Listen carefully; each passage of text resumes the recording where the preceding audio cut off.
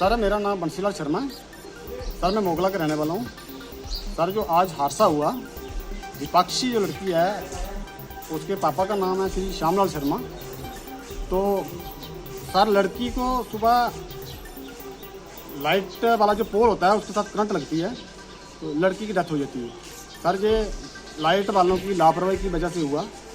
इसमें सर जो भी लोग आते हैं, चाहे वो लाइनमैन हैं, चाहे वो जेई है, चाहे वो डी है, ये कोई भी हैं, उनके खिलाफ सर कार्रवाई होनी चाहिए, एफआईआर लगनी चाहिए। क्योंकि लाइट वालों की वजह से काफ़ी ज़्यादा पहले भी हादसे हो चुके हैं। किसी की गाय मर जाती है, किसी की भैंस मर जाती है, कोई आदमी काफ़ी पहले भी हादसे हुए हैं ऐसे। तो सर मैं इतना ही कहूँगा।